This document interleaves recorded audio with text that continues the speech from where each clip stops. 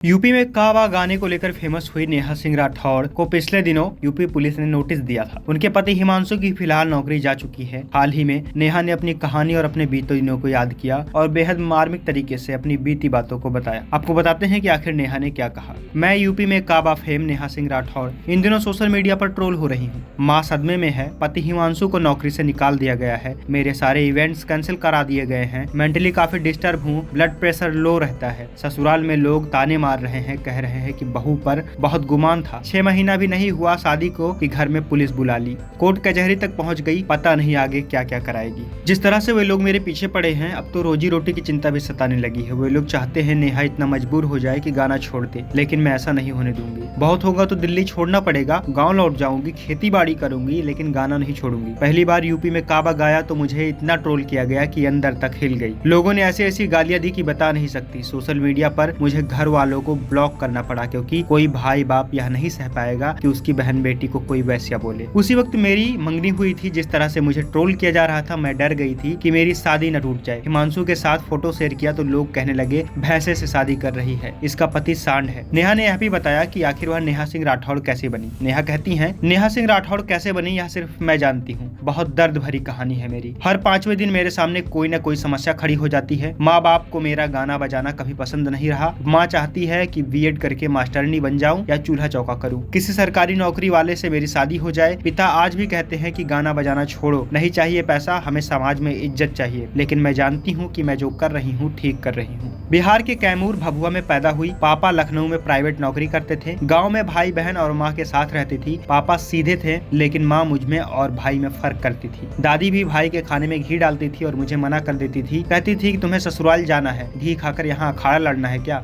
मुझे उस वक्त बहुत बुरा लगता था। शुरुआती पढ़ाई के बाद मैं बिहार से कानपुर आ गई, वो क्योंकि वहाँ ग्रेजुएशन करने में 6 साल लग जाते थे। पढ़ने लिखने में मैं शुरू से ही तेज थी। टीचर कहती थी कि तुम कलेक्टर बनोगी। मुझे बचपन से गाने का शौक था। माँ के साथ शादियों में जाती थी, वहाँ माँ भोजपुरी में गीत गाती थी, मैं भी उनका साथ देती थी। 2017 की बात है, मैं ग्रेजुएशन कर चुकी थी। भाई फेसबुक चलाता था, उसकी ही आईडी से मैं भी फेसबुक देखती थी। एक दिन मैंने देखा कि लोग सोशल मीडिया पर उल्टे पुल्टे गाने पोस्ट करते हैं और उन्हें लाइक्स भी कम ही मिलते हैं। मुझे लगता था कि इससे अच्छा तो मैं ही गाती हूँ, मेरे गाने से लोग ज्यादा लाइक करेंगे, लेकिन मेरे पास फोन नहीं था। भाई से बोलती तो वो मना कर देता था। इसके बाद मैं चाचा के फोन से गाना रिकॉर्डिंग करने लगी। एक दिन जिद करके मैंने मामा से अपना फेसबुक अकाउंट बनवा लिया। 2018 की बात है, बुआ के यहाँ कोलकाता गई। इसी तरह गुनगुना रही थी तो बुआ बोली गाना है तो ढंग से गाओ। उनकी बात लग गई और तय किया कि अब फेसबुक पर अपने गाने पोस्ट करूंगी। धीरे धीरे एक एक करके गाने फेसबुक पर पोस्ट करने लगी। नेहा ने पति हिमांशु से मुलाकात के बारे में कई सारी बातें बताई। नेहा ने कहा, 2019 की बात है, मैं दिल्ली के प्रगति मैदान के बुक फेयर में गई थी।